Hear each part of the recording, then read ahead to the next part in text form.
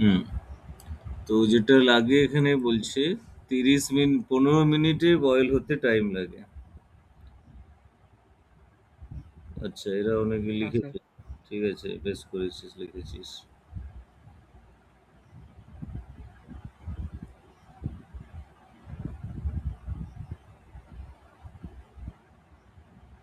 হ্যাঁ, আর একটা কয়েল আছে, তার 20 মিনিট টাইম লাগে। তাহলে দুটো কয়েলকে যদি আমরা সিরিজে কানেক্ট করে দিই, তাহলে কত মিনিট টাইম হ্যাঁ লাগবে? এইরকম কেসের জন্য টাইমের ব্যাপারটার জন্য ফর্মুলা বানিয়ে নেওয়া যায়। সেই ফর্মুলা ওইখানে আমাদের বইগুলোতে কোথাও বানানো নেই। অ্যালেনের যে পিডিএফটা এতে বানানো আছে। তো এগুলো একটু মনে রেখে দিতে পারলে তাহলে আমাদের স্পিডটা অনেক বেড়ে যাবে। আমরা তাড়াতাড়ি অঙ্কগুলো করে ফেলতে পারবো। আচ্ছা, কোথায় বানিয়েছে দেখা যাক। এইখানটাই বানানো আছে। এগুলো এই ফর্মুলাটাকে নোট করে রাখ। এই যে, যদি সিরিজে লাগানো হয় হ্যাঁ।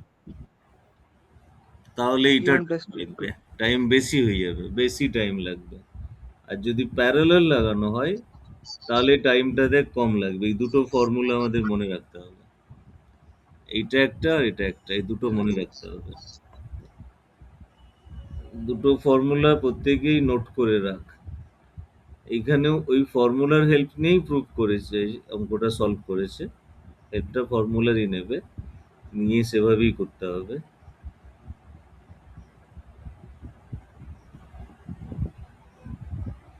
ডিরেক্ট ওই তাহলে এটাতে ফর্মুলাটা। 35 মিনিট হবে। হ্যাঁ, 35। এটা যদি প্যারালাল বলতো তাহলে এই ফর্মুলাটা ইউজ করতে হতো। তাহলে প্যারালাল হলে হ্যাঁ বেশি টাইম লাগবে না কম টাইম লাগবে? কম কম। কম টাইম লাগবে প্যারালাল হলে। ওই জন্য আমাদের যদি এরকম আমরা দুটো হিটারকে কানেক্ট করি, প্যারালাল কানেক্ট করাটাই হচ্ছে বুদ্ধিমানের কাজ। বুঝে গেছে? হ্যাঁ স্যার। আচ্ছা, আর কোনটা? আর স্যার কোনটা? 8-এরটা। আটেরটা। এইটা কোনটা সবচেয়ে ব্রাইট গ্লো করবে? এখানে চারটে বাল্ব আছে, এ বি সি ডি। সবচেয়ে ব্রাইট গ্লো কোনটাতে হবে এই চারটের মধ্যে? তো এখানে যেটা দেখতে পাচ্ছি যে 10 ভোল্টটা এই লাইনেও 10 ভোল্ট হবে, কারণ এরা প্যারালাল আছে, দুটোই 10 ভোল্ট 10 ভোল্ট পাবে। সেই 10 ভোল্টটা আবার যে পেলো, সেটা আবার এদের মধ্যে শেয়ার হবে।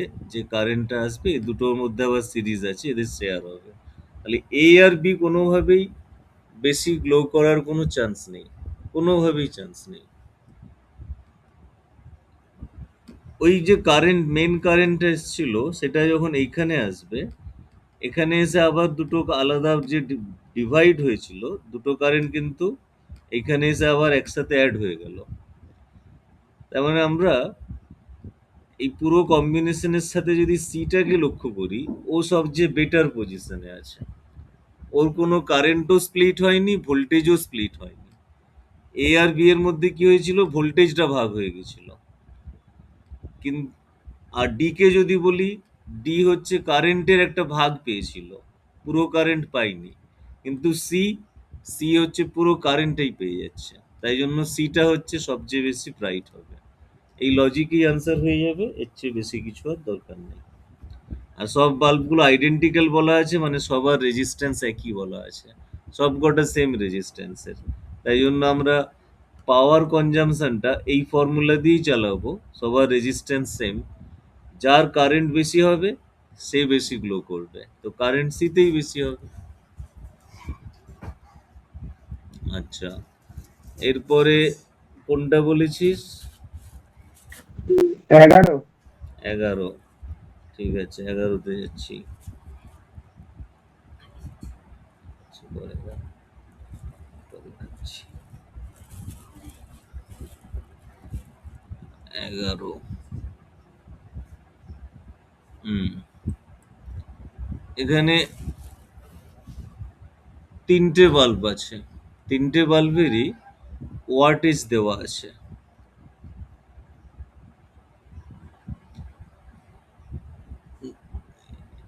আমরা জানি P=V²/R বলে একটা ফর্মুলা আছে। সেই ফর্মুলা ওয়াইজ রেজিস্ট্যান্স হচ্ছে ওয়াটেজের সাথে ইনভার্স। তাহলে যার ওয়াটেজ বেশি তার রেজিস্ট্যান্স কম। তাহলে এদের মধ্যে সবচেয়ে কম রেজিস্ট্যান্স কার আছে? যতগুলো আছে সবচেয়ে কম রেজিস্ট্যান্স কোনটার? 100 ওয়াট মানে B1। বি বাল্বটার। ও সবচেয়ে লো রেজিস্ট্যান্সে আছে। আর সবচেয়ে বাকি দুটোর রেজিস্ট্যান্স ইকুয়াল, তারা ইকুয়াল রেজিস্ট্যান্সে আছে।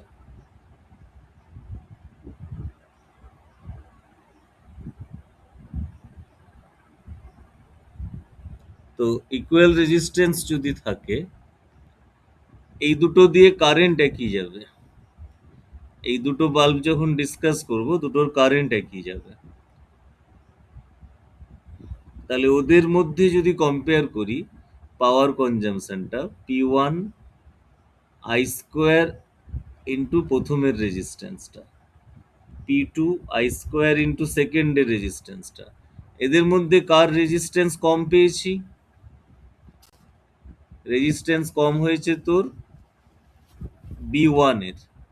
এই যে পাওয়ার বেশি, রেজিস্ট্যান্স কম, তাহলে B1 এর রেজিস্ট্যান্স কম, তার মানে ওর পাওয়ার কনজাম্পশন সবচেয়ে কম হবে ওদের মধ্যে যদি কম্পেয়ার করি। কার কার মধ্যে? না, B1 আর B2-র মধ্যে। তার মানে আমরা বুঝতে পারলাম W2 is greater than W1 হবে। এবার W3-র কোশ্চেনটা আসছে। W3 ও কোনো কারো দুটোর মধ্যে কোনো ওর সিরিজের ব্যাপার নেই, ওকে আমরা ভোল্টেজের রেফারেন্সে পেয়ে যাব। কারণ ওর মধ্যে 250 ভোল্ট পুরোটাই যাবে, কারণ উপরের লাইনের সাথে নিচের লাইন প্যারালাল আছে। উপরের লাইন নিচের লাইন প্যারালাল আছে মানে সেম ভোল্টেজ যাবে। সেম ভোল্টেজ যদি যায় তাহলে পাওয়ার কনজাম্পশন কি? রেজিস্ট্যান্সের সাথে ইনভার্স। রেজিস্ট্যান্সের সাথে ইনভার্স পাওয়ার কনজাম্পশন। ও পুরো ভোল্টেজটাই ও একা পাচ্ছে। পুরো ভোল্টেজ একা পাচ্ছে, ওকে কারোর সাথে ভোল্টেজ শেয়ার করতে হচ্ছে না।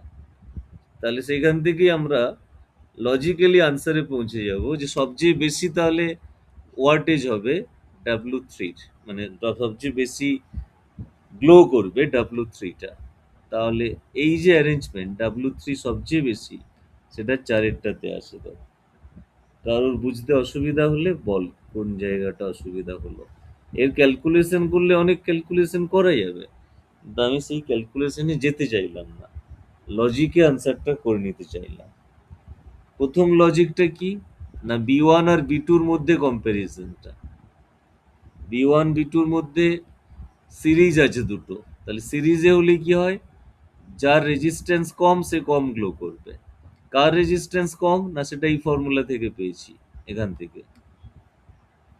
থেকে আমরা পেয়ে গেছি ওটার রেজিস্ট্যান্স কম, তাহলে 1 নম্বরটা কম গ্লো করবে। তাহলে ওখান থেকে আমরা এই কন্ডিশনটা অ্যাচিভ করে নিলাম। আর ওটা করার পর এমনিতে আনসার বোঝা যাচ্ছে, কারণ W2 আর W3 সেম কোনোভাবেই হবে না। তাই 3 নম্বরটা ভাবার কোনো কারণ নেই। 1 আর 2 তো আগেই বাদ চলে গেছে। 1 আর 2 আগেই বাদ চলে গেছে, তাহলে এমনিই বোঝা যাচ্ছে। তাও যদি আমরা 3 নম্বরটার পাওয়ার বুঝতে চাই, তাহলে বুঝবো যে ওটা পুরো ভোল্টেজটাই পেয়েছে, সবচেয়ে বেশি গ্লো করবে ও। আর তারপরে DPP-14,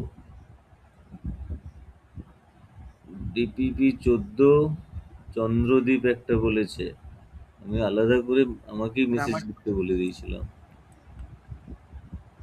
আচ্ছা, আমার 14-4 বলেছে। হ্যাঁ, আমার 2। কোনটা?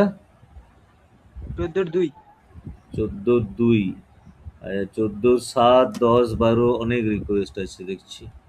7 আছে, 10 আছে, 12 আছে, 4 আছে, 2 বললি। এতগুলো তো এমনিই দেখতে পাচ্ছি। আর আছে নাকি 14 না, আর আপাতত দেখতে পাচ্ছি না। এগুলো দেখতে পাচ্ছি আর 14 7 10, হ্যাঁ এই পাঁচটা দেখতে পাচ্ছি। 2 4 7 10 12 সবাই যা লিখেছিস তার কমন ফ্যাক্টর দাঁড়িয়েছে এই পাঁচটা। আচ্ছা 2 থেকে শুরু করছি। 100 মিলি অ্যাম্পিয়ারে ফুল স্কেল ডিফ্লেকশন হয়, তার মানে ওটা হচ্ছে গ্যালভানোমিটারের ম্যাক্সিমাম কারেন্ট। ওর চেয়ে বেশি কারেন্ট সে নিতে পারবে না। আচ্ছা, গ্যালভানোমিটারের রেজিস্ট্যান্স বলা আছে 2 ওহম। ওকে দিয়ে ভোল্টমিটার বানাতে হবে 5 ভোল্টের, তাহলে কত রেজিস্ট্যান্স লাগাবো? V equals to IG into R plus G. ভিটা হচ্ছে 5, আইজিটা হচ্ছে 100 ইন্টু 10⁻³ আর জিটা হচ্ছে 2। তাহলে আর প্লাস 2 কত হবে? 5/100 ইন্টু 10⁻³ মানে এখানে বেসিক্যালি নিচে দুটো কেটে গেলে 1/10 পড়ে থাকবে, 50 আসবে। তার মানে আটটা হবে 48। এই হচ্ছে অঙ্ক। বুঝতে পেরেছিস কিনা বল, যারা যারা আমাকে দুয়েরটা বলেছিলি। দুয়ের পর কত? হ্যাঁ sir. 4, 4 7 10। The tangent galvanometer when connected in series with a standard resistance can be used as। আচ্ছা, গ্যালভানোমিটার একটা টাইপ হয় যেটা আমরা অ্যাকচুয়ালি ম্যাগনেটের চ্যাপ্টারে গিয়ে পাবো। ওই ট্যানজেন্ট গ্যালভানোমিটার যে শুনছি এই ওয়ার্ডটা আমরা ওইখানে গিয়ে পাবো, এখনো পাইনি, ওখানে গিয়ে পাবো। তো ওই ট্যানজেন্ট গ্যালভানোমিটার থেকে সিরিজে কানেক্ট যদি করি, যেটা একটু আগে ভোল্টমিটারের অঙ্ক করলাম, রেজিস্ট্যান্সকে যদি সিরিজে লাগানো হয় তাহলে সে ভোল্টমিটারই তৈরি হবে, অন্য কিছু হওয়ার কোনো চান্সই নেই। অ্যাকচুয়ালি যে কোনো গ্যালভানোমিটারই তাই হয়, যে কোনো গ্যালভানোমিটারই তাই হয়। আচ্ছা 2 4 গেল, 7 10 12। সাতেরটা, অ্যামমিটার ফুল স্কেল ডিফ্লেকশন আইজিটা হচ্ছে 1। একে আমরা বানাবো 10 অ্যাম্পিয়ার মাপার জন্য। এর সাথে এর যে রেজিস্ট্যান্স জি আর যে শান্ট লাগাবো এস, সেই জি আর এস এর রেশিওটা চেয়েছে। জি আর এস এর রেশিও বার করতে বলেছে। তো আমাদের বেসিক ফর্মুলা থেকে আমি শুরু করছি। এইটা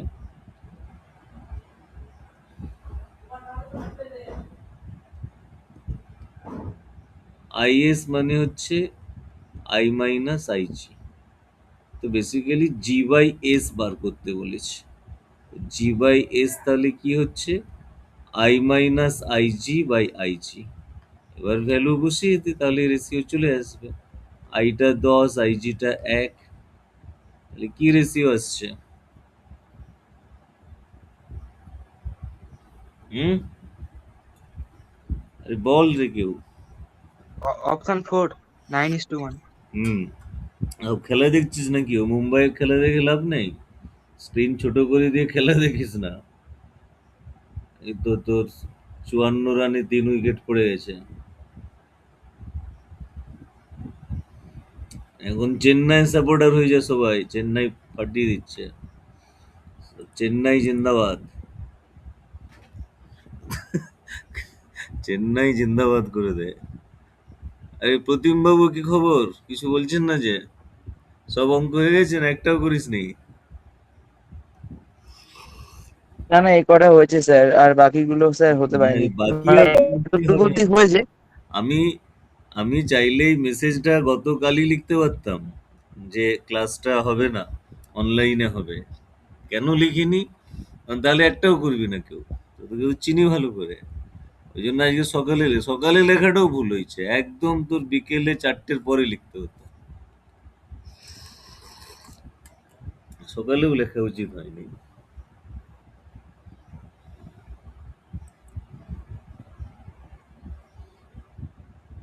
তোদের ফাঁকিবাজগুলোকে তো চিনি আমি ভালো করেই।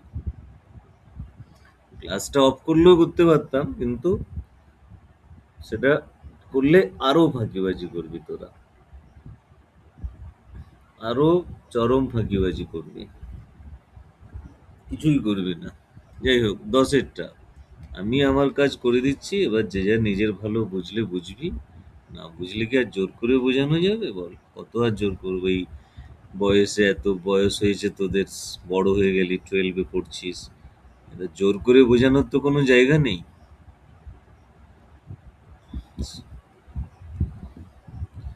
আচ্ছা, এটাকেও ভোল্ট মিটার বানাতে বলেছে। এমনিতে ভোল্টেজ ও ম্যাক্সিমাম মাপতে পারে ভি, আর রেজিস্ট্যান্স ও জি। তাহলে ম্যাক্সিমাম কারেন্টটা কত হবে? ভোল্টেজ বাই জি, এইটা, এটা ম্যাক্সিমাম কারেন্ট হবে।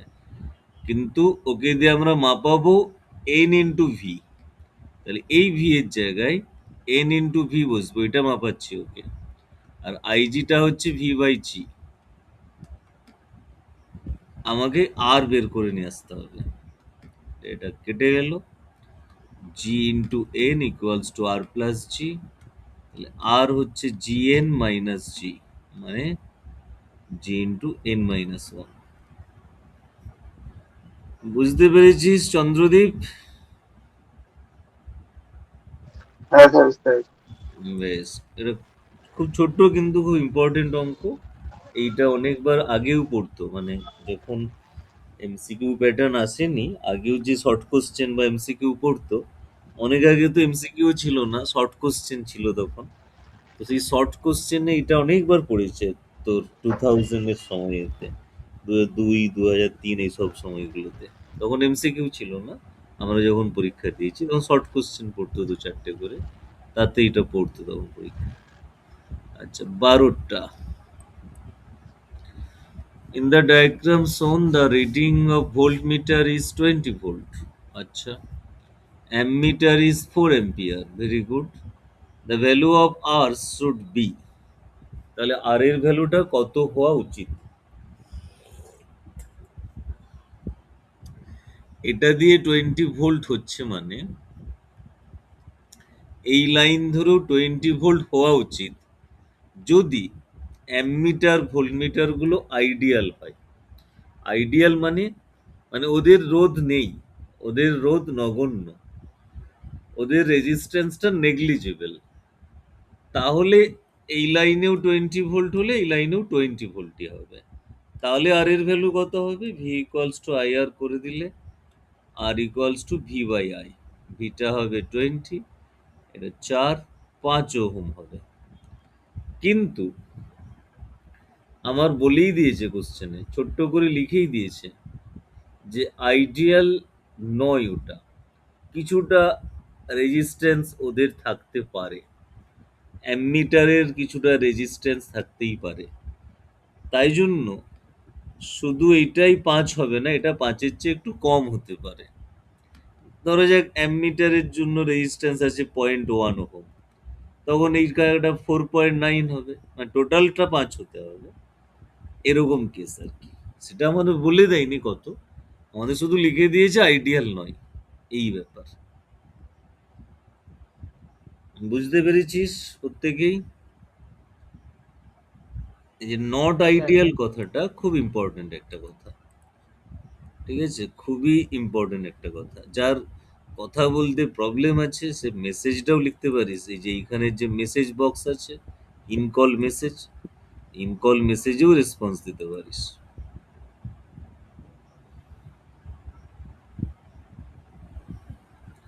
আচ্ছা, ডিবিপি 14 গেল, 14 পরে কি আছে? 15।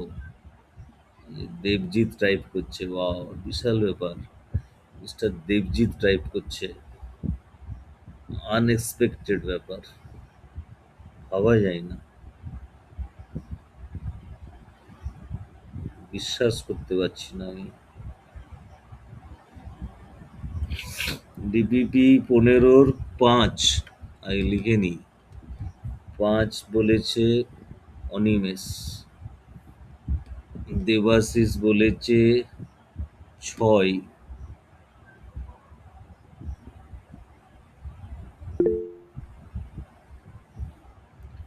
দেবজিৎ বলেছে ২, ৪ আর ৬।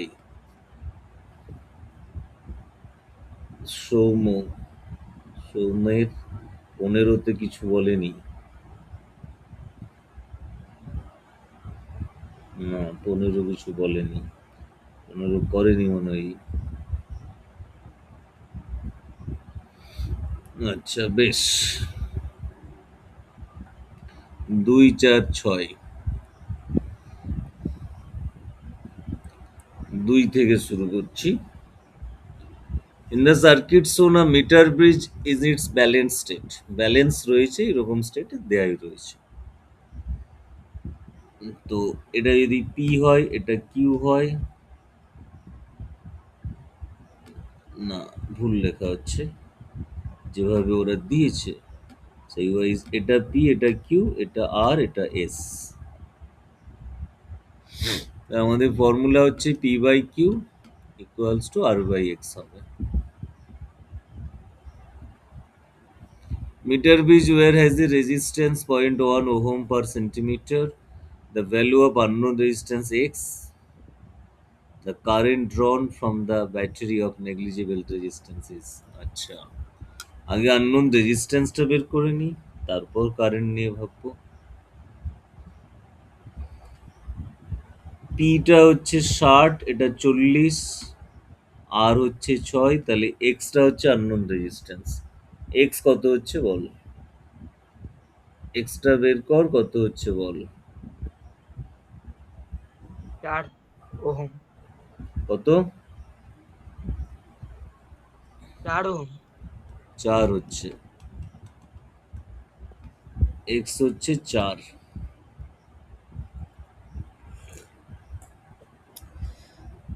বাকিটা না করলেও হয়ে যাচ্ছে, কিন্তু যদি করতে হতো তাহলে কি করতাম? আমাকে জানতে চেয়েছে ব্যাটারি থেকে কত কারেন্ট বেরোবে।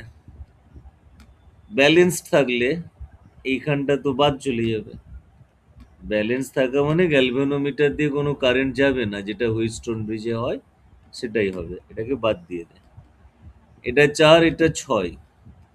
গ্যালভানোমিটারের এই ওয়্যারটার, মিটার ব্রিজ ওয়্যারের রেজিস্ট্যান্স 0.1 ওহম পার সেন্টিমিটারে। তার মানে 40 ওহমের রেজিস্ট্যান্সটা হবে 4, আর এটা হবে 6। তাহলে বেসিক্যালি একটা হুইটস্টোন ব্রিজ হচ্ছে এরকম।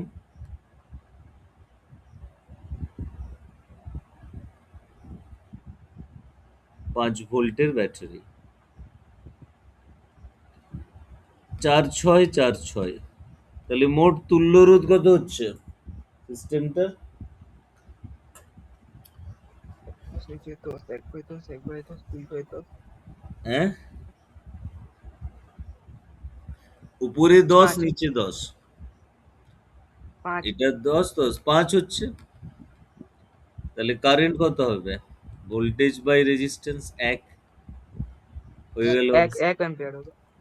এইভাবে যদি কারেন্ট বের করতে হয়, এটাতে অপশন বোঝা যাচ্ছিল, কিন্তু যদি হয় আমরা এইভাবে করে নিতে পারবো। আচ্ছা, 5, 6।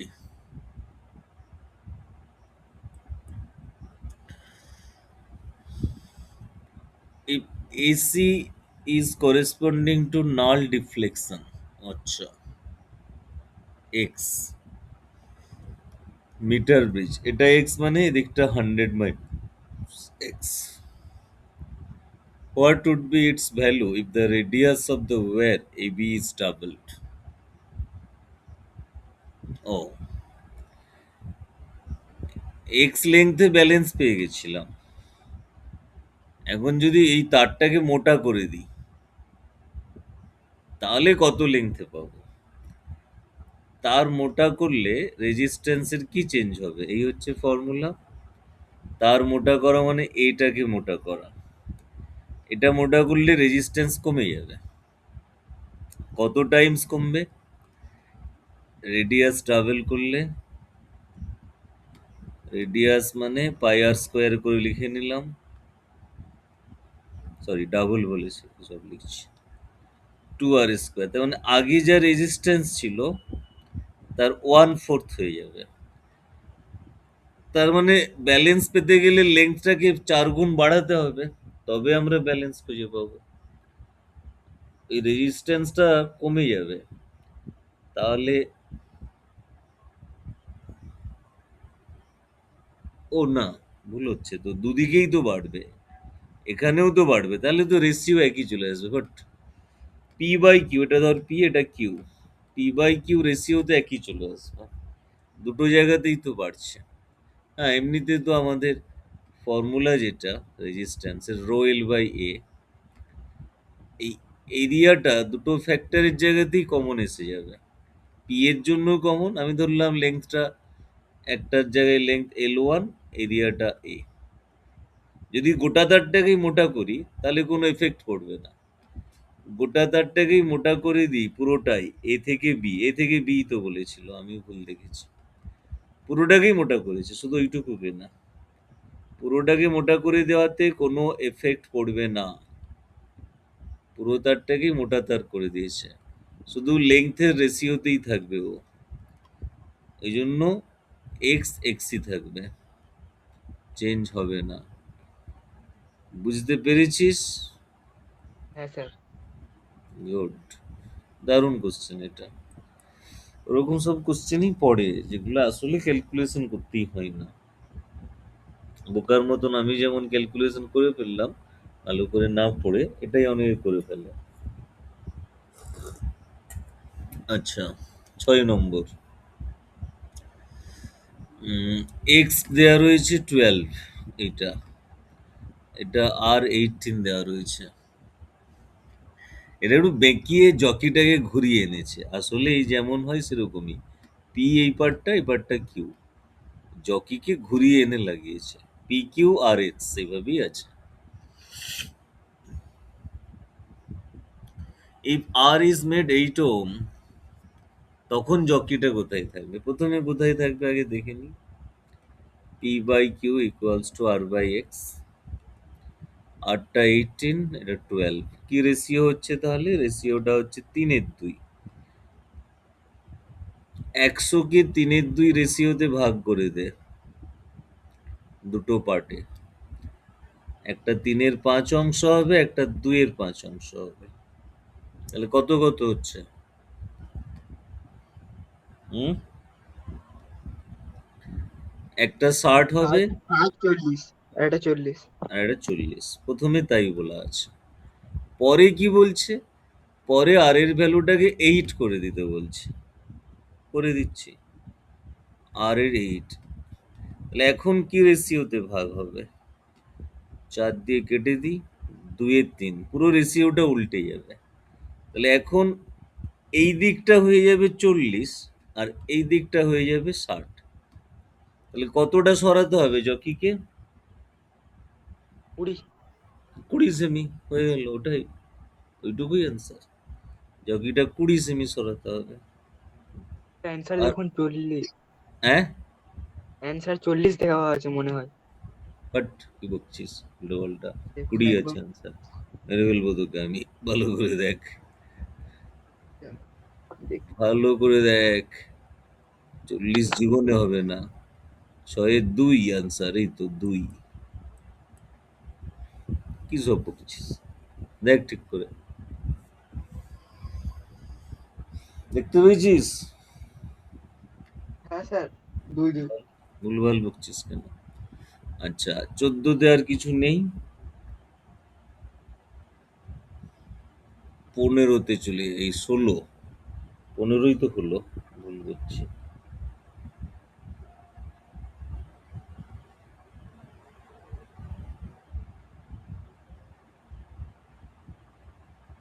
মিটার ব্রিজ গেল, পোটেনসিওমিটার করেছিস কেউ?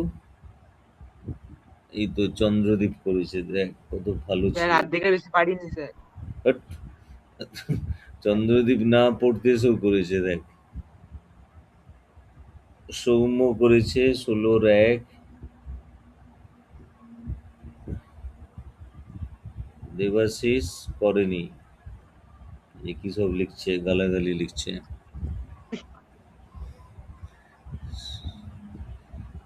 পোটেনসিওমিটারটা একটু কঠিন বুঝতে পারা, কিন্তু পারতে হবে, ছেড়ে দিলে হবে না।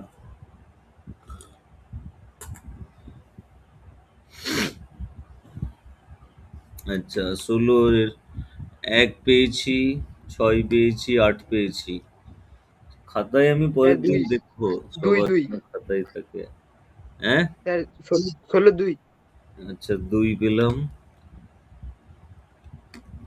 খাতায় আমি পরের দিন দেখবো, যদি না থাকে না তোদের ব্যান্ড বাজাবো আমি।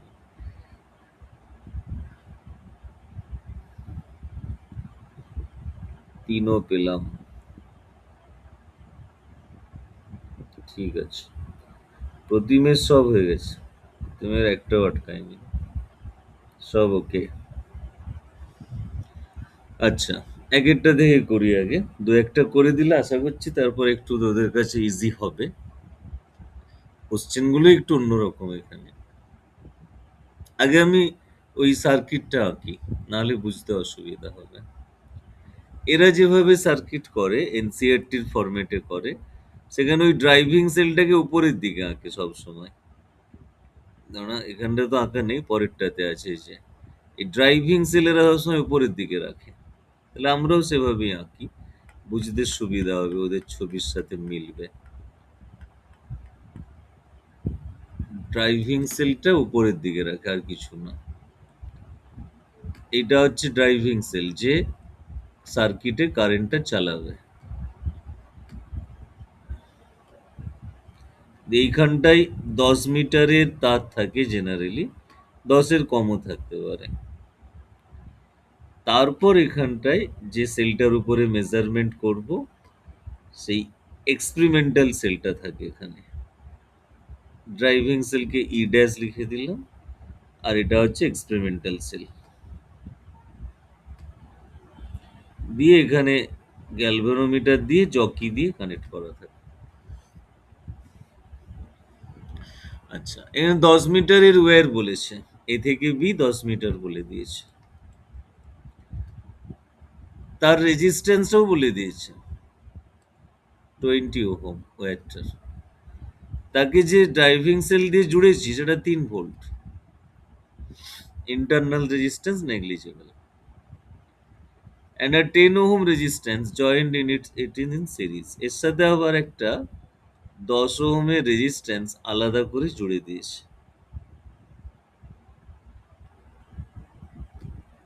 এর নিজের রেজিস্ট্যান্স আছে 20 ওহম, পুরো পুরো তারটার, টোটাল তারটার। আচ্ছা, potential gradient along wire. Potential gradient কত হবে? আগে আমরা কারেন্টটা বের করে নিই, কত কারেন্ট যাবে। ভোল্টেজ 3, টোটাল রেজিস্ট্যান্স হচ্ছে 20 প্লাস 10। তাহলে কারেন্ট কত হবে? 1 এর 10। তাহলে এবার এই ওয়্যারটাতে শুধু পোটেনশিয়াল ড্রপ কত হবে? শুধু ওয়্যারটুকুতে, VAB। ওয়্যারটুকুতে হবে I ইন্টু আর ফর্মুলাতে, আইটা 1 এর 10, ওয়্যারটুকুর রেজিস্ট্যান্স শুধু 20, 2 ভোল্ট হবে।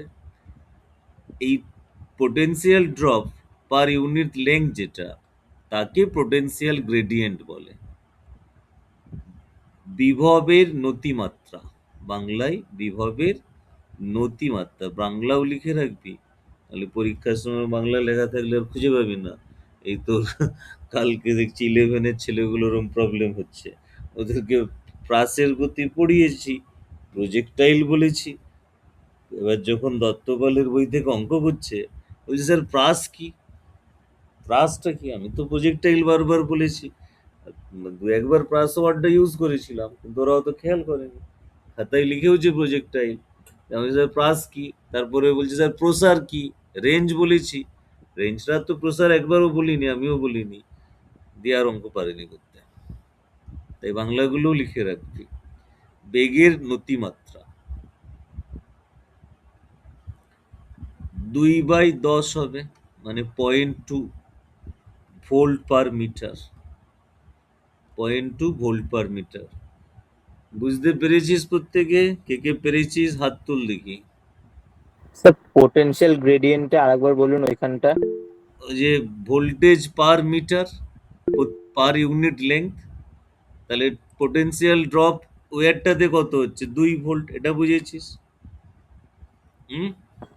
হ্যাঁ হ্যাঁ হ্যাঁ আচ্ছা, তাহলে এর কত মিটার লেংথ আছে ওয়্যারটা? 10 মিটার। তাহলে পার মিটারে হ্যাঁ কত হবে? একদম। 2/10। ঠিক আছে? আচ্ছা আচ্ছা। হ্যাঁ হুম, ঠিক আছে। বেশ। না বুঝতে পারলেও বলবি, কোনো চাপের কিছু নেই। আমরা সিলেবাসের দিক থেকে অনেকটাই এগিয়ে আছি, কোনো চাপের কিছু নেই। তাই টাইম আছে আমাদের হাতে, এমন নয় যে আমাদের তাড়াহুড়ো করতে হবে কিছু। মুম্বাইয়ের কে মারছে যে বিশাল 3টে উইকেট পড়ে যাওয়ার পরেও, কে এটা? ও, নামানধীর। নামানধীর বিশাল মাল লাগাচ্ছে।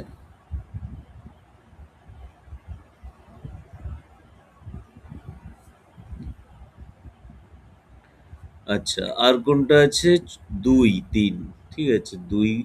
ও, কি মেটেরিয়াল ইউজ করি, কি মেটেরিয়াল ইউজ করা হয় আমারও মুখস্থ নেই। খুব সম্ভবত ম্যাঙ্গানিন, কারণ রেজিস্ট্যান্স তৈরি করতে ওটাই ভালো লাগে। ওটা দিয়েই ভালো রেজিস্ট্যান্স তৈরি হয়। 2 এরটা দেখ, ওটাই আনসার আছে মনে হয়। 2 এর 3, হ্যাঁ ম্যাঙ্গানিন। ম্যাঙ্গানিন আর কনস্ট্যান্ট বলে 2 রকমের অ্যালয় সংকর ধাতু হয়, সেগুলোই কাজে লাগে। 3 এর, for measurement of potential difference, potentiometer is preferred over voltmeter because, আচ্ছা, আমরা ভোল্টমিটার দিয়ে তো মাপতে পারতাম, চেষ্টা করে দেখতে পারতাম, কিন্তু তাতে হয় না কেন? এটা হচ্ছে কোশ্চেন। তাতে কি প্রবলেম হবে? প্রথম কথা, ভোল্টমিটারে একটা রেজিস্ট্যান্স লাগিয়ে তাকে সেফলি আমাদের ইউজ করতে হয়। তার তার সেফটি একটু ড্যামেজ হলেই সে ভুলভাল রিডিং দিতে শুরু করে, যেটা আমরা ভোল্টমিটার কনভার্ট করতে গিয়ে দেখছিলাম। আর পোটেনশিওমিটারের ডিরেক্ট গ্যালভানোমিটারটাকেই কাজে লাগানো হচ্ছে। ডিরেক্ট গ্যালভানোমিটারকে দিয়েই নাল পয়েন্ট বের করেই আমরা কাজটা করছি। তাই জন্য সবসময় ওটাই বেটার। আর পোটেনশিওমিটারের যে সেলটাকে নিয়ে আমরা মাপতে চাইছি, ওই সেল থেকে কোনো কারেন্টও নিচ্ছে না, ওকে আলাদা করে ড্রাইভিং সেল দিয়ে রেখেছি, সেই সিস্টেম করা আছে ওর। এই জন্য 4-এরটা অপশন হবে, যে ড্রাইভিং সেল সিস্টেমটা আছে বলে ও এক্সপেরিমেন্টাল সেল থেকে কোনো কারেন্ট আনছে না। এক্সপেরিমেন্টাল সেলকে কারেন্ট আনতে শুরু করলেই তখন আর ও পোটেনশিয়াল মাপতো না, ইএমএফ মাপতো না, তখন ও ভোল্টেজ মাপা শুরু করে দিত। তাই পোটেনশিয়াল মাপতে গেলে বা ইএমএফ মাপতে গেলে ডেফিনেটলি ড্রাইভিং সেল ওলা পোটেনশিওমিটারই ইউজ করতে হবে। ভালো করে মনে কর, একটু আগে যে গ্যালভানোমিটার করলি, ওটাতে কোথাও গ্যালভানোমিটারে আমাদের বাইরে থেকে কোনো ড্রাইভিং সেল দেওয়া ছিল না। যে সেলটাকে মাপবো তাকেই জুড়তে হচ্ছিল ওখানে। তাহলে ওই জন্য এক্সাক্ট কারেক্ট রিডিংও দিতে পারবে না, ইএমএফ দিতে পারবে না। ও সবসময় ভোল্টেজটাই দিবে ভোল্টমিটার হলে। ই মাইনাস আইআর, ভোল্টমিটার এই ভিটাই মাপতে পারবে, ও কখনো ইএমএফ মাপতে পারবে না। এই হচ্ছে রিজন। ভালো কোশ্চেন, এরকম থিওরিটিক্যাল কোশ্চেনও খুব ভালো করে জানা উচিত আমাদের, কনসেপ্ট ক্লিয়ার হওয়া উচিত। আচ্ছা, 1, 2, 3 গেল, 6, 8।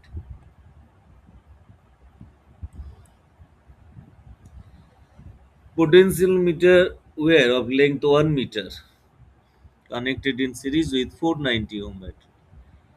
আচ্ছা, আবার সার্কিট এখানে, এটা হচ্ছে আমার ড্রাইভিং সেল,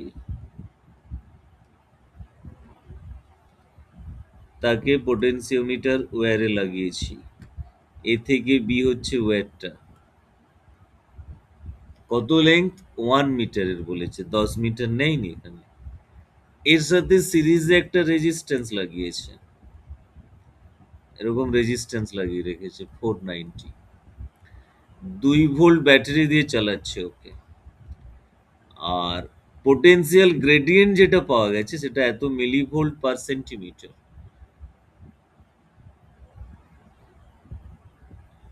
তাহলে রেজিস্ট্যান্স অফ দ্য ওয়্যার, এই ওয়্যারটার রেজিস্ট্যান্স কত, এটা কোশ্চেন।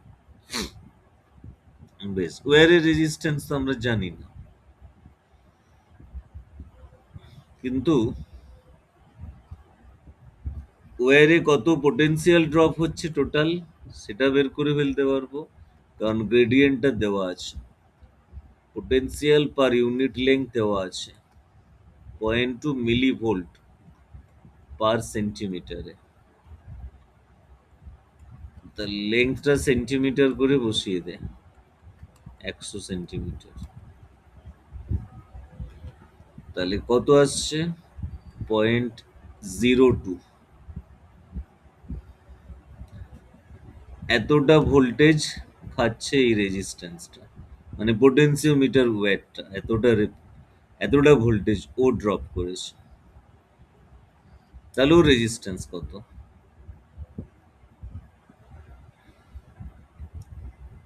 মেন যে কারেন্ট ফ্লোটা হবে সেটা হবে 2 ভোল্ট বাই টোটাল রেজিস্ট্যান্স।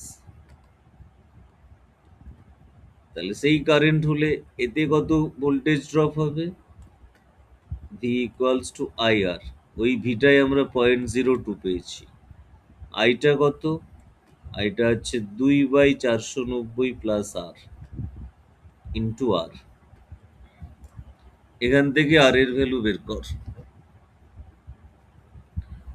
এখান থেকে আর এর ভ্যালুটা বের কর কত আসছে।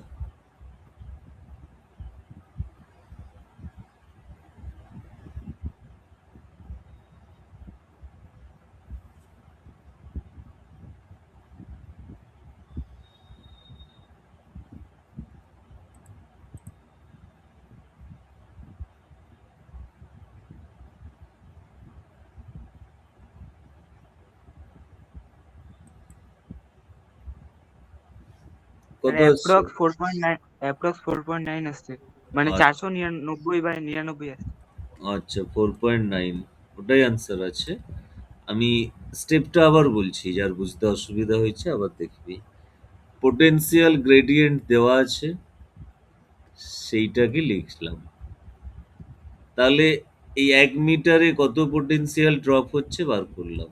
1 মিটার মানে 100 সেন্টিমিটার, কারণ এটা গ্রেডিয়েন্টটা পার সেন্টি। এইটা পোটেনশিয়াল রেজিস্ট্যান্স এই ওয়্যারটাতে হয়েছে, শুধু শুধু ওয়্যারটুকুতে। এবার মেন জায়গায় যাচ্ছি, কারেন্ট ফ্লো কত হবে? কারেন্ট ফ্লো হচ্ছে voltage by total resistance 490 plus ওয়্যারটার রেজিস্ট্যান্স আর, এটা কারেন্ট হবে। এই কারেন্ট হয়ে ওয়্যারে আমাকে ওয়্যারটাতে 0.02 ভোল্টেজ ড্রপ করতে হবে। ভোল্টেজটা 0.02, কারেন্ট ওইটা ইন্টু ওয়্যারটার রেজিস্ট্যান্স আর, দিয়ে আর বের করছি। এবার বল কেউ না বুঝতে পারলে।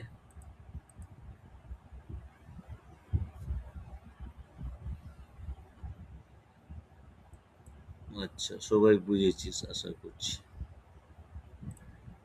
নেক্সট কোশ্চেনে যাচ্ছি।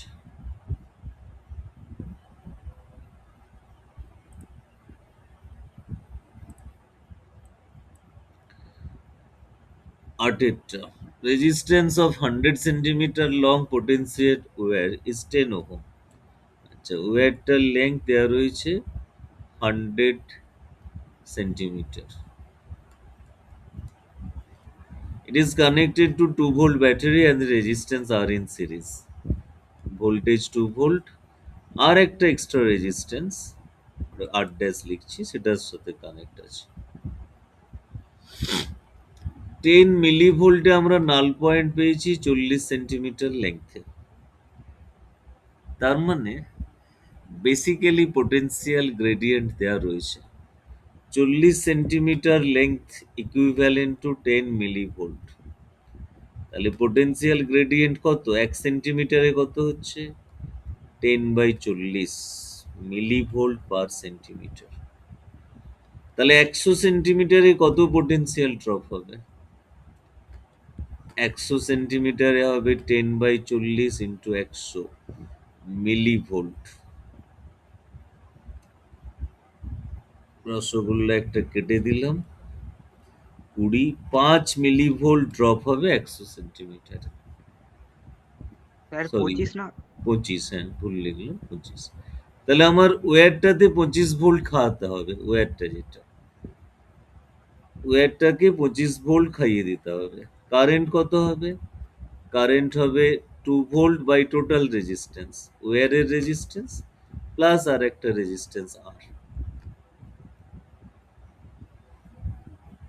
এই কারেন্ট ফ্লো দিয়ে 25 ভোল্ট মিলি ভোল্ট খাওয়াতে হবে ওয়্যারটাতে। তাহলে voltage equals to I into R, I into R, এইটা কোন আর? না ওয়্যারের রেজিস্ট্যান্স যেটা দেওয়া আছে। তাহলে যেটা লাগাচ্ছি আলাদা করে আর ড্যাশ, ওই আর ড্যাশটা বের করতে বলেছে, এটা আর ড্যাশ। বের কর আর ড্যাশ কত হচ্ছে।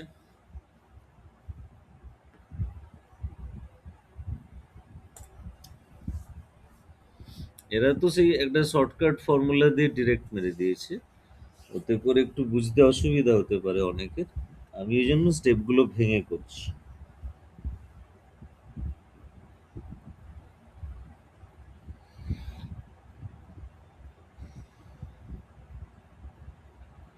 কত আসছে আর ড্যাশ?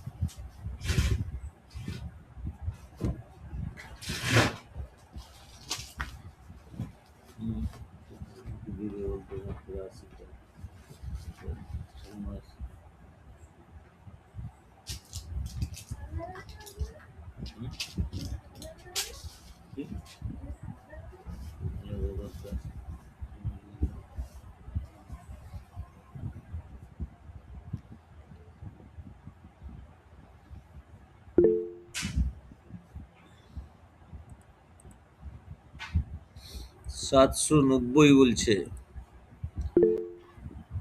সব 790, বিশাল ব্যাপার। ওটাই হবে তাহলে, এতজন বলছে যখন। বেশ, পোটেনশিওমিটারও গেল। আর কারো কোনো কোশ্চেন আছে? 17টা কি কেউ করেছিলি? না স্যার 17 করিনি। 17 করে নিবি। আগের বার যে কোশ্চেন পড়েছিল এই 12 এর পরীক্ষাতে, সেই টাইপের কোশ্চেন এই 17টাতেই আছে। 17টা করে নিবি, পরের দিন ওটা চেক করে দেবো, তাহলে আমাদের খতম হয়ে গেল এটা, আর কিছু থাকছে না বাকি।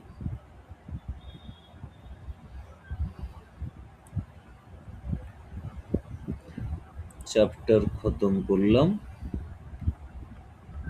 ম্যাগনেটটা কি আমরা আগের দিন শুরু করেছিলাম না?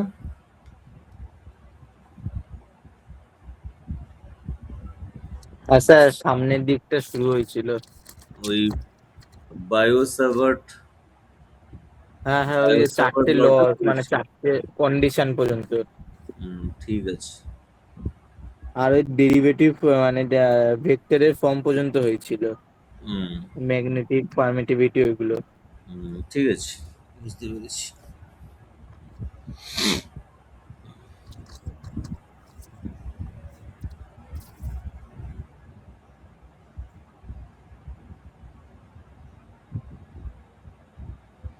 এই দেবাশিস কি লিখেছিস টা? ডিবিপি 17-10, 17-10-এরটা বলছিস তাই তো? 17-10-এরটা? কিছু বলে না, কোথায় গেল এ? ও আচ্ছা, এগুলো পরের দিন করবো 17টা, অনেকেই করেনি বুঝতে পারছি। ঠিক আছে, যতটা করেছিস কিন্তু আরো একটু টাইম বাড়াতে থাক, আরো বেশি বেশি প্র্যাকটিস করতে হবে, প্র্যাকটিসের কোনো শেষ নেই। আর যা বললাম ওই কোশ্চেন টোশ্চেন তোরাও নিজেরাও পরীক্ষা এই বছরের মিলিয়ে নিবি, জেই, নিট, সিইউইটি, তারপর আমাদের 12-এর পরীক্ষা, যা প্র্যাকটিস করছিস এর বাইরে কোনো একটা কোশ্চেন থাকবে না। ঠিক আছে, এটা হচ্ছে আমার গ্যারান্টি, মোদির গ্যারান্টি নয় এটা। মোদিরও নয়, দিদিরও নয়, এটা আমার গ্যারান্টি। অনেক কোশ্চেন সেম টু সেম ডেটাতেই থাকবে, একই ডেটাতেই থাকবে, যেটা ছিল এবারে নিটেতে, নিটের কোশ্চেনের সাথে মিলিয়ে দেখবি নিজেরাই। আর যেইতেও ছিল অনেকগুলো, দু একটা কোশ্চেন হয়তো ডেটা চেঞ্জ হবে, কিন্তু কনসেপ্টের বাইরে আর কিছু কোশ্চেন হবে না।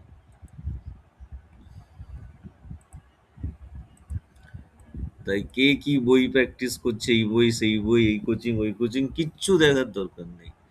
ভালো করে ডিপিপি গুলো করবি আর দত্তপালের বইয়ের গুলো করবি, ব্যাস। এর নাম দত্তপালের বইটা হচ্ছে নেক্সট সাপোর্টিং প্র্যাকটিসের জন্য। তার জন্য এটা যে একই কোশ্চেন ওখানেও দেখতে পাবি। এই যে যেমন আছে, যা করলি সঙ্গে সঙ্গে এবার ওখান থেকে যখন করবি, দেখবি একই টাইপের কোশ্চেন ওখানেও আছে। ডিপিপি করে নিয়ে আবার প্র্যাকটিসটা ভালো করে ভেরিফাই করে নেওয়ার জন্য দত্তপালের বইটা আমাদের দরকার। সেই জন্য ওটা করতে বলা হয়।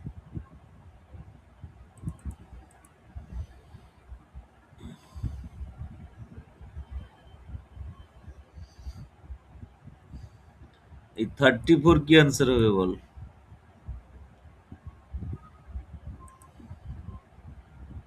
এইটা, স্যার সি এরটা হবে, হ্যাঁ?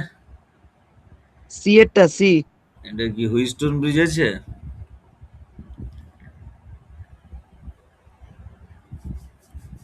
হ্যাঁ? হ্যাঁ স্যার, কি বললেন বলুন আমাকে। না, বলবো না আর। এটাও হুইস্টন ব্রিজ আছে, এটা দিয়ে কারেন্ট যাবে না বলছে। এটা দিয়ে না যাওয়া মানেই তো ব্যালেন্সড আছে, তার মানে R1/R2 hmm. Equals to R3/R4 হবে। আসলে হুইস্টন ব্রিজের কোশ্চেনই দিয়েছে, অন্য কিছু না। ওটাই দিতে থাকে পরীক্ষাগুলোতে।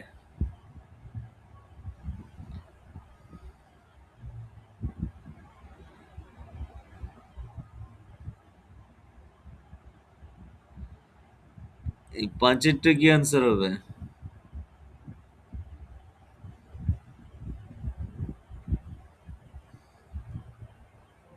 স্যার R/N² হবে বি এরটা। জানো আর তুমি একটি, তুই একটি জানোয়ার।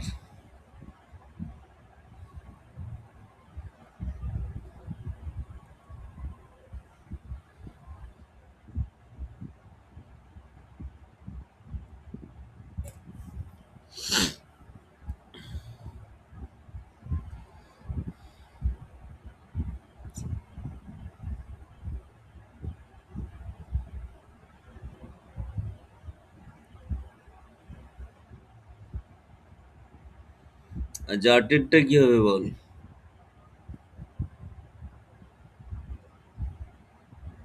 স্যার চার্জ হবে তো, হ্যাঁ? চার্জ হবে, চার্জ। হুম। বাকিরা কি হলো বলছে না যে? হ্যাঁ স্যার, চার্জ হবে এই অপশনটা। হুম, চার্জটাই হবে। আচ্ছা, স্যার 5-এর অ্যান্সারটা কি সি হবে, R/N? না না না, আর করে বাই দিচ্ছি দেখ, R/N² হবে। করে দিচ্ছি আমি ঠিক দেখ। আছে, R/N²। কম্প্রেস করা হয়েছে যাতে করে লেন্থটা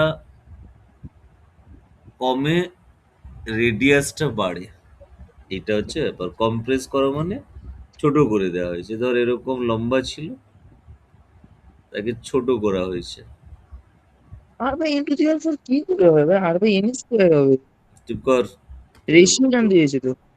তুই চুপ তাহলে থাক, তো একটা কথা বলবি না, মেরে তোর হাড়গোড় গুঁড়িয়ে দেবো আমি। আচ্ছা, R1/R2 হচ্ছে L1/L2 লেন্থের প্রপোর্শনাল আর এরিয়ার সাথে ইনভার্স হয়, আমরা জানি।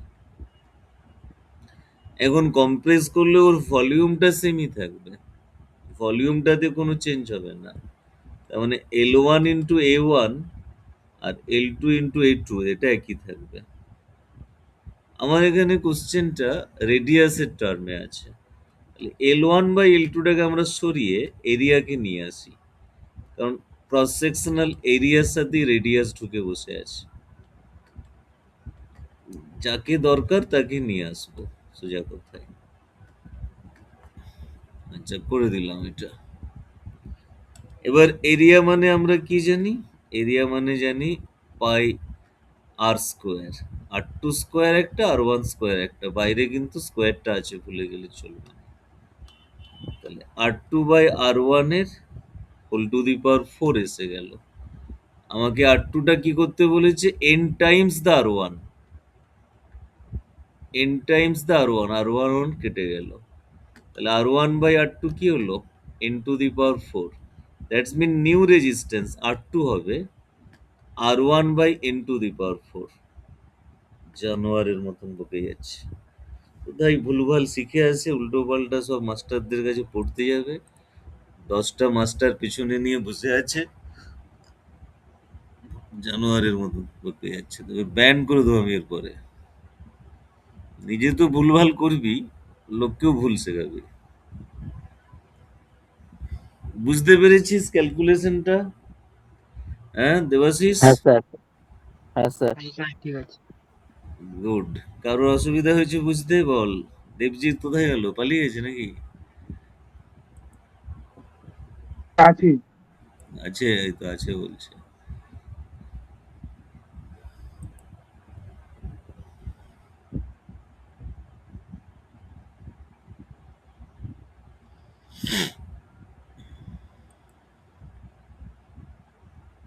বেশ, তো এগুলোকেও প্র্যাকটিস করতে হবে আমাদের সবই, এগুলোকে বাদ দিলে চলবে না।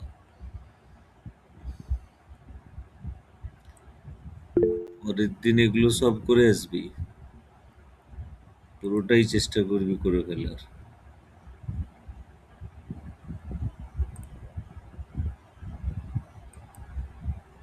পাঁচেরটা, পাঁচেরটাই তো করলাম। দেবাশিস লিখছে পাঁচেরটা, তো পাঁচেরটাই তো করলাম মনে হয়। হ্যাঁ, পাঁচেরটাই তো করলাম। সেই বল সাত, ও সাতেরটা ওই টাইপেরই, একই কনসেপ্টে বলে দিচ্ছি, বলে দিচ্ছি। A wire of length L is drawn such that its diameter is reduced to half of its original diameter.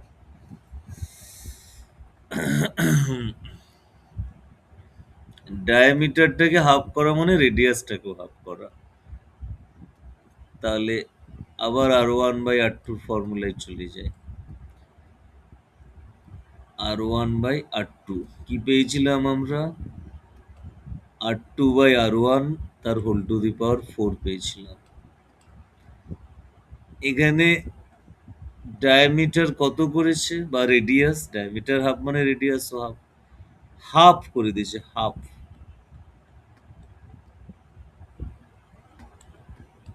তাহলে one by two to the power four কত হয়? One by two to the power four 16।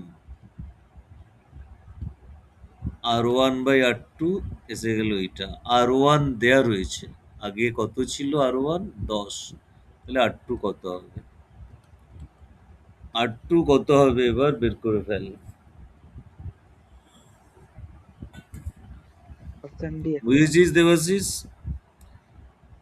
যখন area change ধরে কিছু অঙ্ক হবে, area change হলে এরিয়ার সাথে তো ইনভার্স, ইনফ্যাক্ট ওই লেংথের জন্য আবার একটা আরেকটা এরিয়া চলে আসছে, তখন এইখান থেকে কোশ্চেনটা শুরু হচ্ছে জায়গাটা, বা রেডিয়াস ধরে লিখলে এখান থেকে শুরু হচ্ছে এরিয়া চেঞ্জ করলে, বা রেডিয়াস চেঞ্জ করলে। আর যদি লেংথ চেঞ্জ বলে, তার ফর্মুলা তো আগে শিখেছি আমরা, ক্লাস 10 থেকে শিখে আসছি।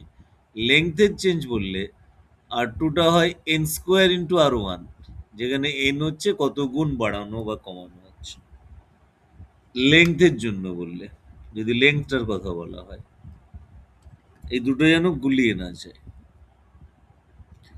প্রত্যেকে ভালো করে এটার মাথায় রাখ।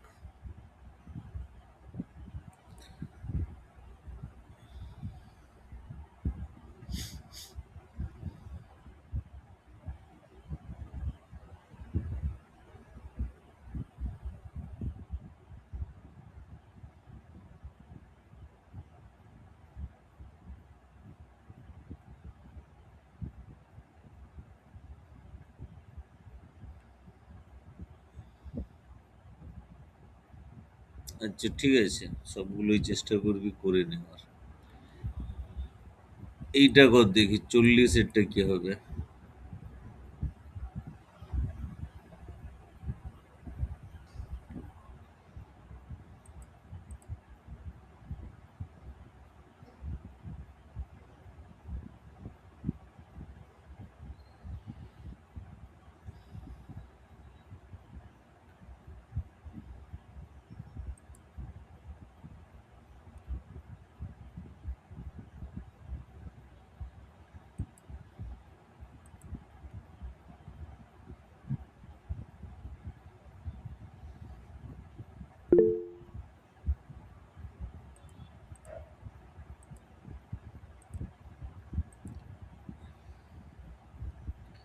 একটা সেল ভুল লাগানো মানে সেটা ভুল প্লাস সেটা উল্টো দিকে লাগানো হয়েছে, তাহলে দুটো কমবে, দুটো।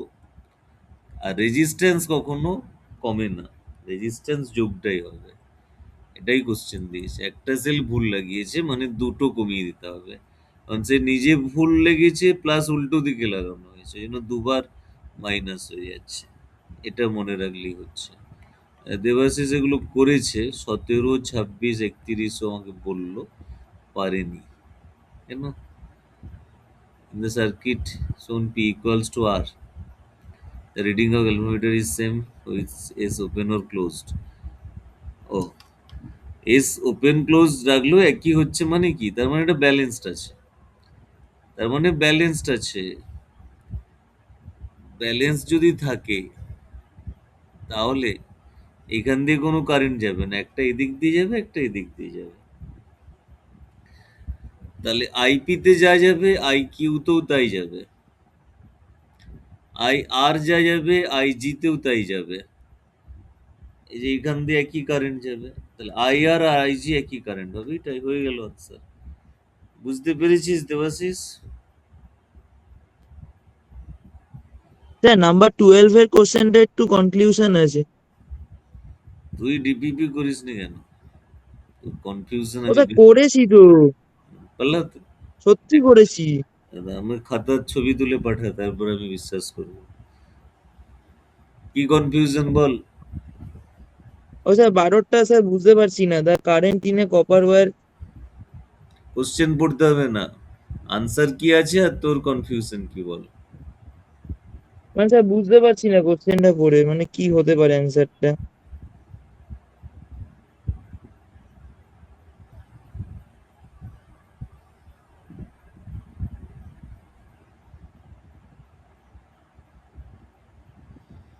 আনসারটা কি আছে সেটা বল। অ্যান্সারটা তো স্যার, অ্যান্সারটা মানে বি এরটা হবে মনে হয়। The dread velocity of the charge carrier is correct. Correct মানে কি, which of the following statement regarding N number of charge per unit volume V, আচ্ছা এন আর ভি তে কোনটা কারেক্ট বলতে চাইছে। পোটেনশিয়াল ডিফারেন্সটা বাড়ানো হচ্ছে, ভিটা বাড়ানো হচ্ছে। ভি বাড়ানো হলে নাম্বার অফ ফ্রি ইলেকট্রনস কখনো বাড়বে না, ওটা ওদের উপর ডিপেন্ড করে না। তাহলে এনটা কখনো বাড়বে না, এন এর কোনো চেঞ্জ আমরা পাবো না। এন আনঅল্টার্ড কোন অপশনে আছে, এটাতে আছে আর এটাতে আছে। তার মধ্যে পোটেনশিয়াল ডিফারেন্স বাড়লে ডেড ভেলোসিটি বাড়বে, তাই জন্য বি এরটাই হবে। বেশি কারেন্ট যাবে, বেশি ডেড ভেলোসিটি হবে, এই জন্য বি এরটা হবে। বি বুঝেছিস? এর। হ্যাঁ, হ্যাঁ স্যার বুঝেছি এবার। হ্যাঁ বুঝেছি স্যার। Good boy. বাকি যার যা আছে পরের দিন বলবি, আজকে আর আমি ওটা দেখছি না। এই একটু ম্যাগনেট নিয়ে বাকি কাজকর্ম করি, তারপরে না হয় আবার দেখা যাবে।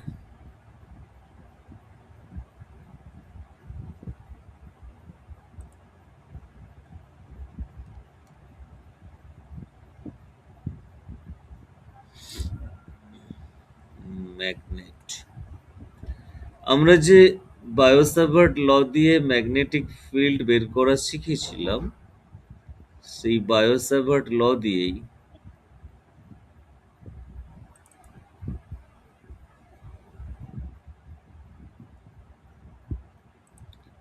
শুধু ম্যাগনেটিক ফিল্ডের ম্যাগনিটিউড বার করলে হবে না, ওটার ডিরেকশনও বার করতে হবে। ডিরেকশনটা কিভাবে বেরোবে? না থাম্ব রুল দিয়ে, রাইট হ্যান্ড থাম্ব রুল, যেটা ক্লাস 10 শিখেছিলি, এই যে রাইট হ্যান্ড থাম্ব রুল, এইটা দিয়ে শিখতে হবে।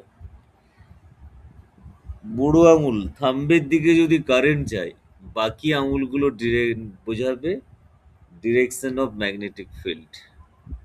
এভাবে থাম্ব ইউজ করে ডিরেকশন বুঝতে হবে। এবার আমাদের ম্যাগনেটিক ফিল্ড বায়োসাভার্ট ল দিয়ে কিসের বার করতে শিখবো আমরা? না একটা স্ট্রেইট কারেন্ট ওয়্যারের জন্য প্রথমে শিখতে হবে। এই যে স্ট্রেইট ওয়্যার যদি হয়,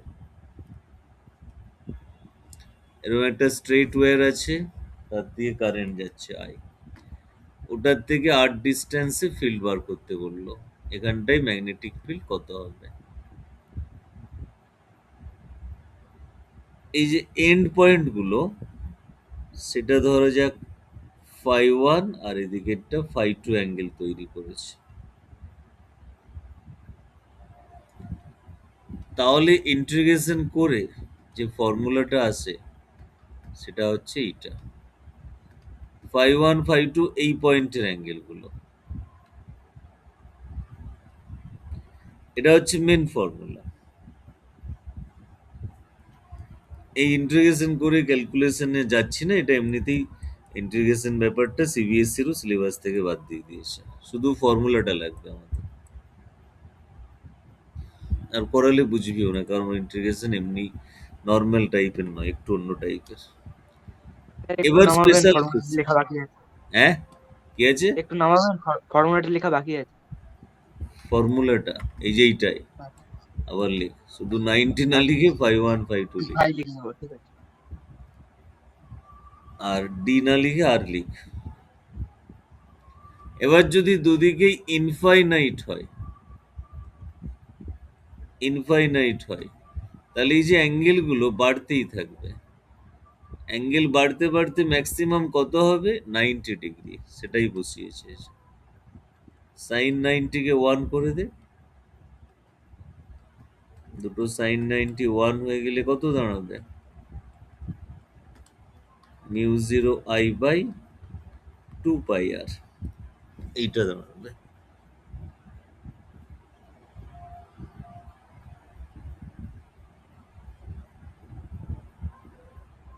স্যার এটা ইনফাইনাইট ওয়ারের ক্ষেত্রে হলো?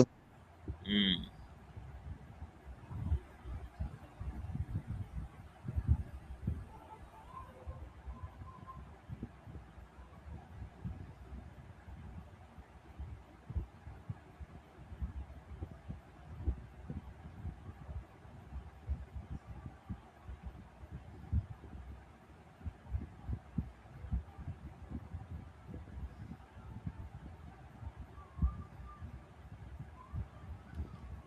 আচ্ছা, এবার ডিরেকশন কিভাবে বুঝবো সেটাই বলছিলাম। তারটাকে মুঠো করে ধরে নিবি, কারেন্টের তারটাকে মুঠো করে ধরে নিলে বুড়ো আঙুলটা উপর দিকে রাখবি, রেখে ধরবি, তাহলে বাকি যে আঙুলগুলো সেগুলো বোঝাবে ম্যাগনেটিক ফিল্ডের ডিরেকশন। যেমন উপরের দিকে কারেন্ট গেলে এই পয়েন্টে হবে ইনটু দ্য পেজ, ভেতরের দিকে। ভেতরের দিকে হলে এরকম ক্রস সাইন দিয়ে দেখানো হয়, ইনটু দ্য পেজ, বা আরেকটা ভাবে বলা হয় পাঠক থেকে দূরের দিকে, away from the reader, away from the reader. আর এই সাইডটাতে কি হচ্ছে? এই সাইডটাতে ম্যাগনেটিক ফিল্ড এরকম বাইরের দিকে বেরিয়ে আসছে, ডট দিয়ে দেখানো হয়, আউট অফ দ্য পেজ বলে ওকে, বা পাঠকের দিকে, টুয়ার্ডস দ্য রিডার।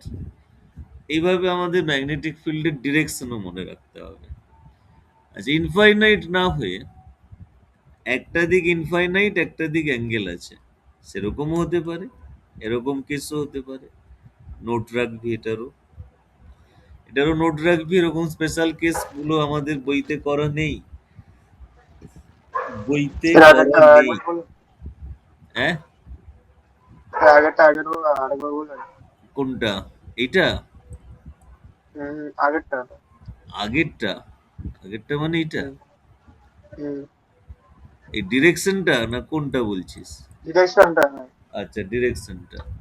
তুই তোর হাতে যে পেনটাকে আছে, পেনটাকে যেদিকটা পেনের মাথাটা আছে ওইদিকে বুড়ো আঙুলটা রেখে পেনটাকেই ধর। পেনটা ভাব কারেন্টের তার। পেনটাকে কারেন্টের তার ভাব। বাকি যে আঙুলগুলো, বুড়ো আঙুল বাদ দিয়ে বাকি আঙুলগুলো দেখ তোর পেনের যে ডান দিকটা, পেনের হুম ডান দিকে দেখ ভেতরের দিকে ঢুকছে আঙুলের মাথাগুলো।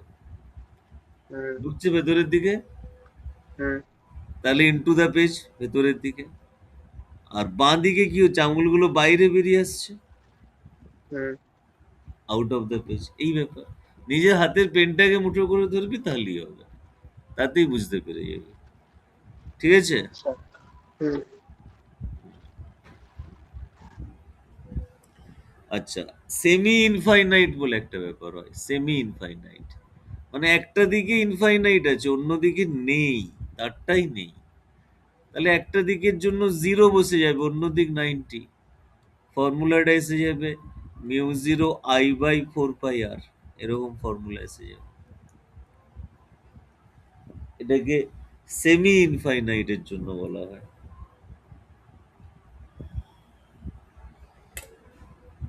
এটা হচ্ছে সেমি ইনফাইনাইট। সব স্পেশাল কেস আমাদের মাথায় রাখতে হবে, বইতে আলাদা করে করা নেই, তাই লিখে রাখবে।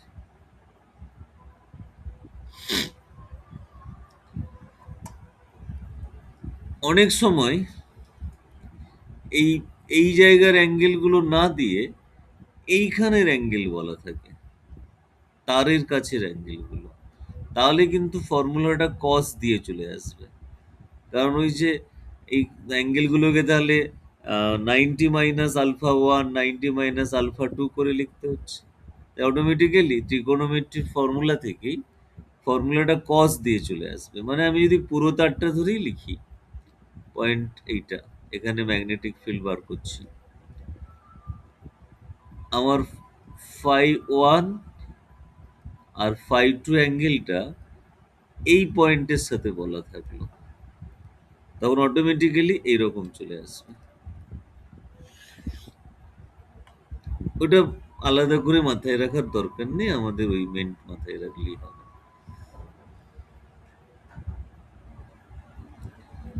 আচ্ছা, এবার আমরা একটু ক্যালকুলেশনের দিকে যাই, পারি কিনা দেখি। 6 করব।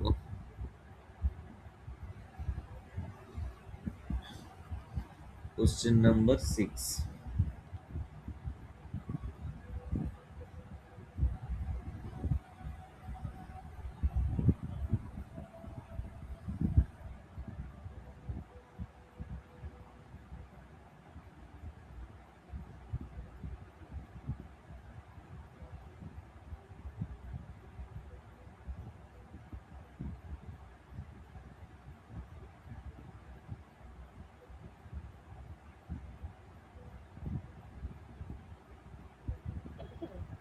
তাই ইনফাইনাইট পর্যন্ত গেলে 90 ডিগ্রি হবে, sin 90। হুম হুম, এটা ইনফাইনাইট বলে দিয়েছে দুটোরই তাহলে অপশন এ হবে তো। আচ্ছা ঠিক আছে, দেখছি। প্রথম এই এই ওয়াইটার জন্য করছে, এটা 1 নম্বর, এটা 2 নম্বর ধরলাম। B1 কত হবে, মিউ জিরো আই, আইটা হচ্ছে 5, 2 পাই আর, আরটা কত, B1 থেকে আরটা হচ্ছে 7.5। ডিরেকশন কোন দিকে হবে, পি পয়েন্টে, পি পয়েন্টটা ডান দিকে আছে মানে ইনটু দ্য পেজ হবে, ভেতরের দিকে, এই জন্য ক্রস সাইন লিখলাম। এবার B2 এর জন্য লিখছি, কারেন্ট কত, 2.5, ডিস্টেন্সটা কত B2 থেকে ডিস্টেন্সটা 2.5, ওটারও ডান দিকেই আছে পয়েন্টটা, পয়েন্টটার ডান দিকেই আছে, তাহলে ওটারও ক্রস সাইন হবে মানে ইনটু দ্য পেজ। দুটো একই দিকে পেয়েছি মানে টোটালটা বার করার জন্য B1 আর B2 যোগ হয়ে যাবে। B1 B2 যোগ কর, কত হচ্ছে বল ঠিক করে। যোগ করে কত হচ্ছে বল ঠিক করে।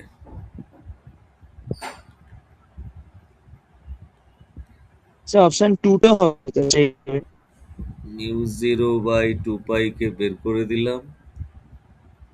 এটা 5/7.5 মানে 5 দিয়ে এটা কাটলে কত হচ্ছে 15, 1.5, 1/1.5 আর এটা হচ্ছে 1 এসে যাচ্ছে।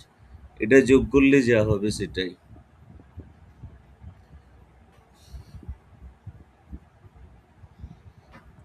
কোনটা হচ্ছে বল? যার হচ্ছে মেসেজেও বলতে বি পারি। এরটা হবে।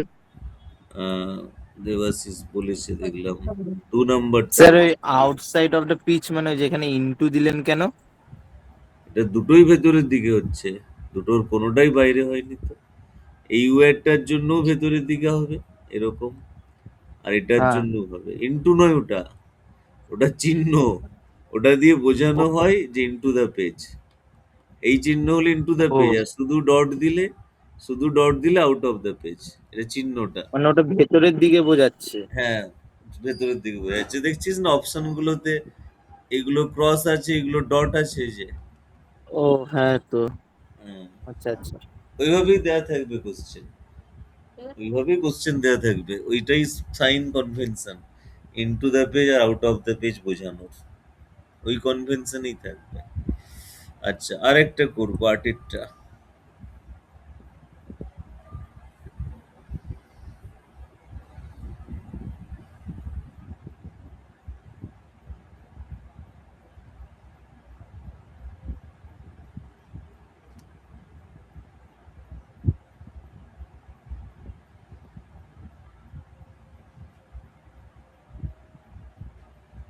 মনে রাখতে হবে যেটা ওয়্যার, ওই ওয়্যারের লাইন ধরে কোনো পয়েন্টেই ম্যাগনেটিক ফিল্ড হবে না, কারণ ওয়্যারটা নিজেও ম্যাগনেট হয় না।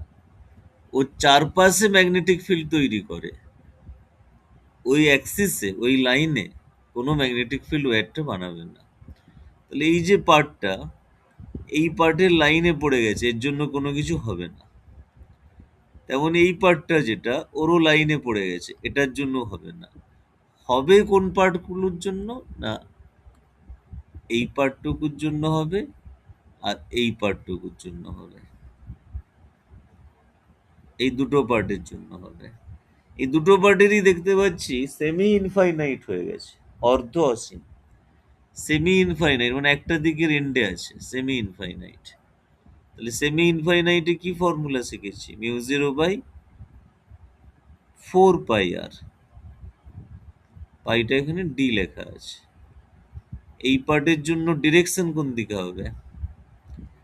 ওর কারেন্টটা নিচের দিকে যাচ্ছে, তাহলে বুড়ো আঙুলটা নিচের দিকে করে দে, নিচের দিকে ডাউনের দিকে করে দে। ডাউনের দিকে করে দিলে আউট অফ দ্য পেজ আসছে দেখ। ও পয়েন্টে, ও পয়েন্টে বাইরের দিকে আসছে দেখ।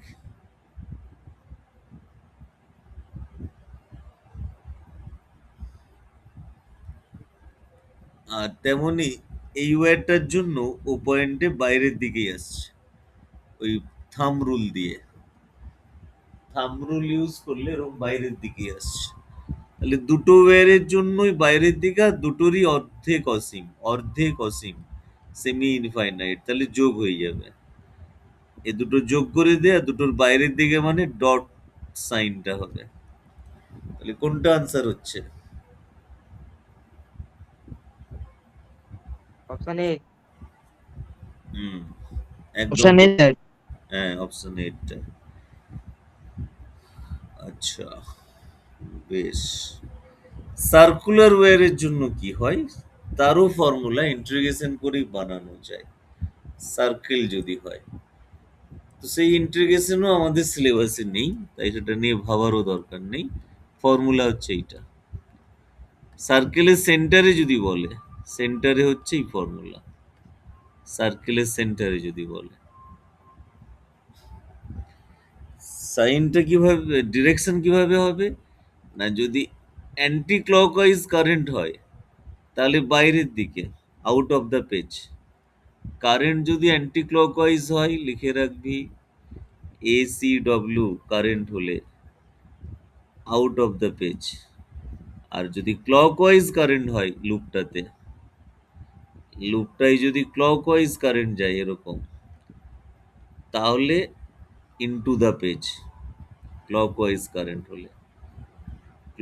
কারেন্ট হলে নিচের দিকে বা ভেতরের দিকে বা ইনটু দ্য পেজ, সার্কুলার লুপের জন্য। স্যার একটা কথা বলবো? বল। স্যার বলছি যে এতগুলো মানে মানে আমরা যে ফরম্যাট শিখলাম মানে এতে ম্যাগনেটিজমে, সেখানে স্যার প্রত্যেকটাতে এন এন করে আছে, মানে এন মানে কি স্যার? প্রত্যেকটা সার্কুলার লুপের এক একটা পাক সংখ্যা না অন্য কিছু? ওটা পাক সংখ্যা, ইডিয়েট। পাক সংখ্যা? লেখাই আছে, এই তো পাশে লেখাই আছে। ইংলিশ পড়তে জানিস তো? হ্যাঁ হ্যাঁ। তাহলে যদি পার্ট অফ সার্কেল দেয়, মানে আর্ক দেয় একটা, একটুখানি আর্ক দিল যেটা আলফা অ্যাঙ্গেল করে আছে, তাহলে ফর্মুলাটা হচ্ছে মিউ 0/4πr ইন্টু আলফা। যে আলফাটা কিন্তু মনে রাখতে হবে রেডিয়ানে বসবে, কোনোভাবেই ডিগ্রি বসিয়ে দিস না।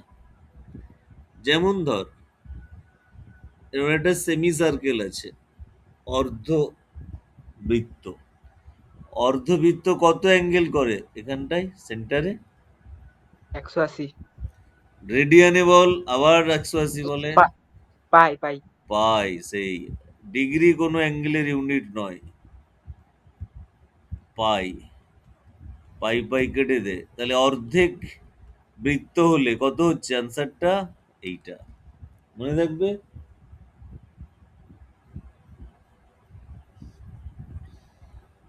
বুঝতে পেরেছিস তো? হ্যাঁ স্যার। আচ্ছা, আরো অনেক রকমের ফর্মুলা আছে। হ্যাঁ, এটাও জেনে রাখবো, সার্কেল দিল, এটা যদিও নেই আমাদের সিলেবাসে, জেই বা নিটে টিটে দেয়, সার্কেলের সেন্টার থেকে এক্স ডিস্টেন্সে বলে দিল, তাহলে এটা হচ্ছে ফর্মুলা। যেরকম ইলেকট্রিক ফিল্ডে ছিল, এটা ম্যাগনেটিক ফিল্ডে। এই ফর্মুলাটা লিখে রাখ। আরটা হচ্ছে ওর রেডিয়াসটা। সার্কুলার কারেন্ট ক্যারিং ওয়্যার, থেকে এক্স ডিস্টেন্সে, সেন্টার থেকে এক্স ডিস্টেন্সে।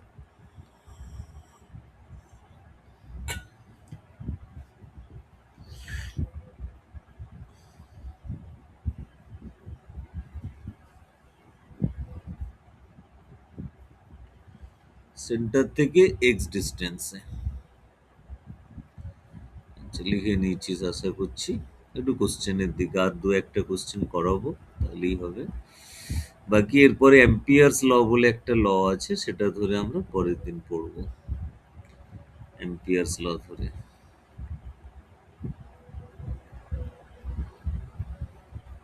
হুম এটা করবো।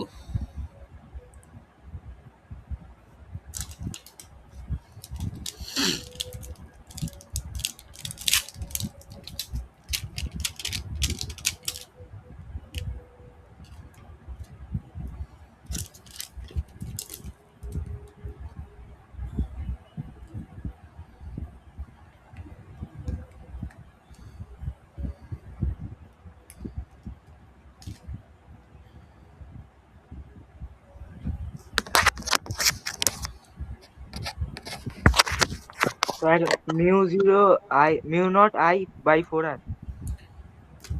যে স্ট্রেট পার্ট গুলো, ওদের জন্য কিছু হবে না। কেন হবে না? না, ওর লাইনে পড়ে যাচ্ছে পয়েন্টটা, ওর একই লাইনে পড়ে গেলে তার জন্য হয় না। স্ট্রেট পার্ট গুলোর জন্য, এই স্ট্রেট পার্ট গুলোর জন্য কিছু হবে না, হবে এটা, মানে যেটা একটা অর্ধবৃত্ত। এবার ডিরেকশন কোন দিকে হবে বল? কারেন্টটা ক্লকওয়াইজ যাচ্ছে, তাহলে কোন দিকে হবে? তাহলে cross section into the page. হ্যাঁ, into the page. Into the page, good. মানে পাঠক থেকে দূরের দিকে, অ্যাওয়ে ফ্রম দ্য রিডার। কথাটা মনে থাকে, যেমন এই অনেক রকম ভাবেই লেখা হয় জিনিসটাকে। আচ্ছা, এটা বল দেখি।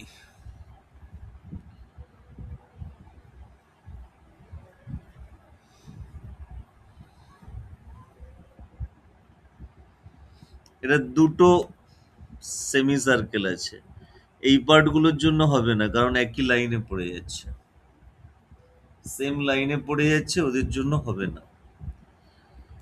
উপরের ওয়্যারটার জন্য হবে mu zero I by 2 into রেডিয়াসটাই 2r।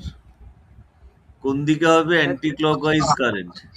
অ্যান্টি ক্লকওয়াইজ কারেন্ট মানে আউট অফ দ্য পেজ।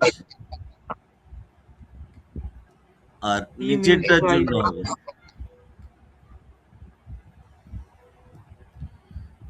নিচেরটার জন্য অ্যান্টি ক্লকওয়াইজ।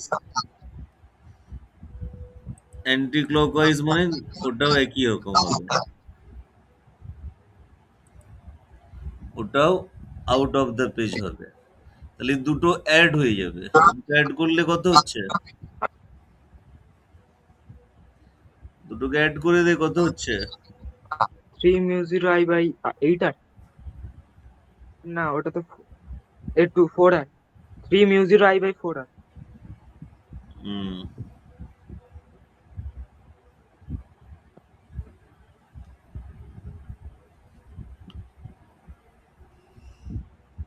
এইরকমই কোশ্চেন এই পার্টগুলো থেকে হয়, আমরা বইতে আরো পাবো ওরকম কোশ্চেন। তো আগে ইলেকট্রিসিটির বাকি পার্ট শেষ স্যার করবি। হ্যাঁ, আগের কোশ্চেনটা আরেকবার দেখাবেন? কোনটা? এই যেটা কোয়াড্রালেন লাস্টেরটা, একটা অর্ধবৃত্ত আর 2r, একটা আর একটা, হ্যাঁ, এই তো। এটা উপরেরটা 8 হবে না? কোন মিউ উপরে? 0 I by 4, mu 0 I by ও 4r 4 ছিল তো, সরি, দুটোই তো 4 হবে, আমি ভুল লিখেছি। তাহলে ওটা 3 mu 0 I by 8r। 3 mu 0 I by 8 হচ্ছে। হ্যাঁ। হ্যাঁ, তাই তো হবে, ঠিক। তো এইরকম কোশ্চেন গুলোই দেয় এখান থেকে, আমি যেগুলো বলে দেবো সেগুলো প্র্যাকটিস করবি। আর ইলেকট্রিসিটির ওই দত্তপালের গুলো শেষ করবি সব, আর ওই যেটা বাকি আছে ডিপিপি 17 সেটাও শেষ করবি, তাহলেই মোটামুটি হবে কাজ। পরের দিন বাকিটা আমরা কন্টিনিউ করব। আজকে আর কিছু করাচ্ছি না, পরের দিন বাকিটা কন্টিনিউ করব। ঠিক আছে, চল, ক্লাস শেষ আজকের মতো।